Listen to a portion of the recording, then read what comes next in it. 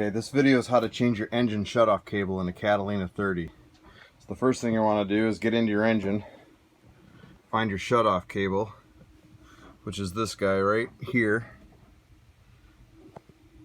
And this cable pulls. So this is your nut. You're going to take this thing off. Don't drop it. And then the next thing you're going to do is come around behind in your kitchen area, and down here there's three of these zip ties right here that are holding these things on, and these are one of those zip ties that you can put a nut through. So you're going to want to cut those to loosen up the cable. That's really the only thing holding the cable on. Everything else is just fished through. So these are the only two places where there's actually attachments. So cut those. All these wires are going to fall. So you're going to want to make sure you have new zip ties to put all these together, and they just screw to these three little screws here. Okay. The other thing you're going to want to do before you start this whole process is take out your bottom drawer on your kitchen side, because what we're going to do, it's almost impossible to run the cable back through the way that they had it. So what I'm doing, if you can see this, there's a hole over there, and this is where your hot water's coming through. So I'm going to run this through the cable, or through that hole. Then I'm going to come down next to my gas tank, and it's going to come out over here. And then I'm going to run it back through under here. Let me jump back up in my cockpit real quick. It's going to get bright.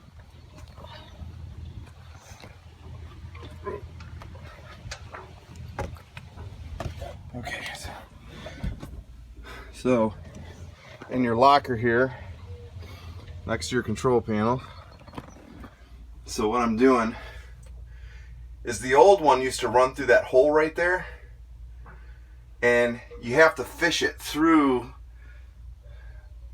this whole thing, and it's like you can't do it because you can't find it, it gets caught on stuff. So next to your hot water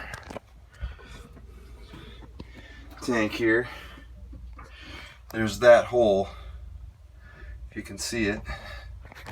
Get down there. So that's the hole I'm going to run it through. It's basically the cable right there. Okay, now the trick with this thing is when you're looking at this, that hole right there is a bugger. You're going to have to cut this cable, the original cable, cut it with some wire clippers to get it to come loose, because it is really, really hard to get it out of there. So you cut it with some wire clippers, and then once you get it out, it's going to come back around. I don't know if I can get up here. And it's going to come back up into your control panel. And then it's going to come up here. Now the problem with this is, when you cut that in the back, it's really stiff. This bolt right here, the old one, has a bolt here. It has a bolt between the fiberglass, and then it has it has like a bolt on the back. This is just a big thread. So it's got three bolts, and one's on the outside, one's in between this casing in the hull, and then one's on the back. So once you cut that cable, you got to get back in here. I found it was easier to take the whole control panel off, which is kind of a bugger, and then flip it forward so you can kind of get back there. But I had to get in here to do it. But once you unscrew the bolt in the back, you can unscrew this entire thing. It'll come out, but it's going to leave a bolt in between here, and it doesn't necessarily fit with the new one. So you got to get a pair of needle noses behind this thing and get that bolt out between the two. And if you can do that, you're fine.